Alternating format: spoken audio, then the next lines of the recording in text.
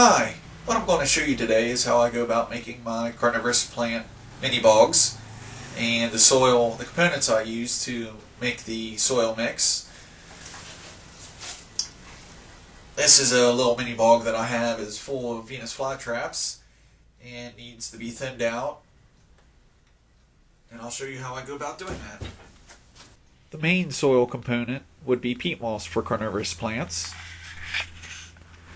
Some other soil components that I use are perlite.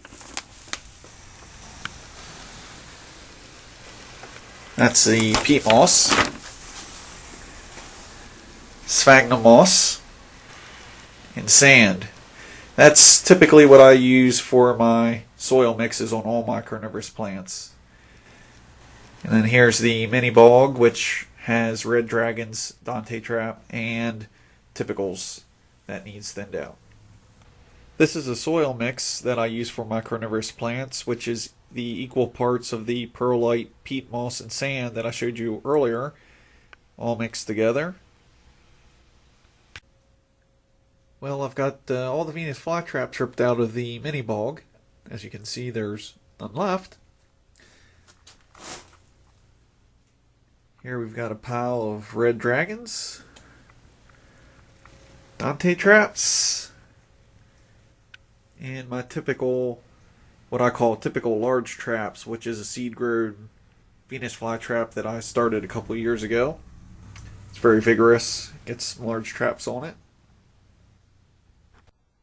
Here I decided to show you what a Venus flytrap bulb and root system looks like.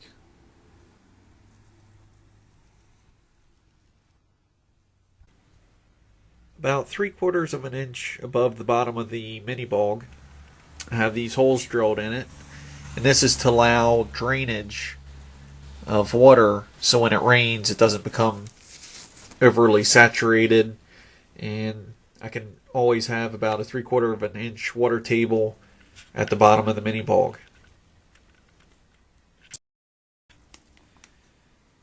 I always add sphagnum first to the bottom of my mini bog.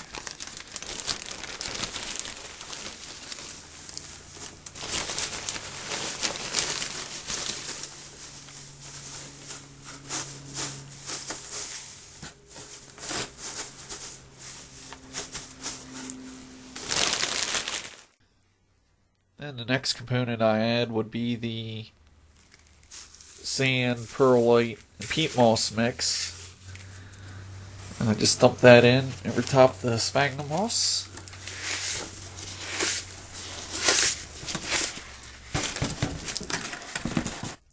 Okay, now we got the mini bog with the soil all filled up. And now what we have to do is put the Venus flytraps into the mini bog. Take a red dragon.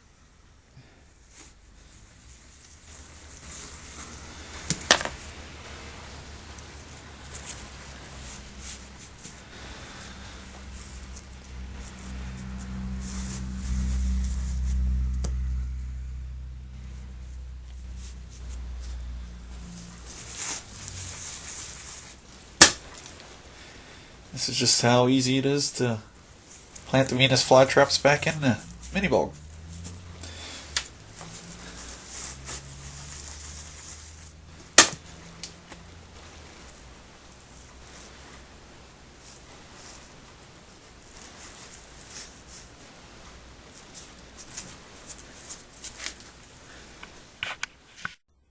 And here's the mini bog after it's all repotted with the Venus flytraps.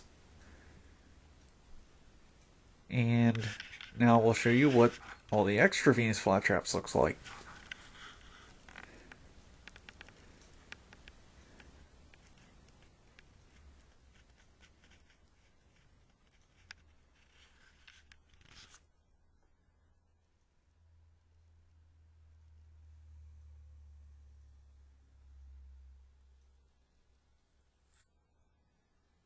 All those extra ones came out of the mini bog, which still looks pretty full after repotting.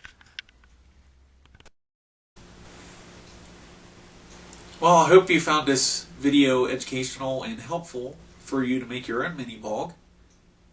and thanks for watching.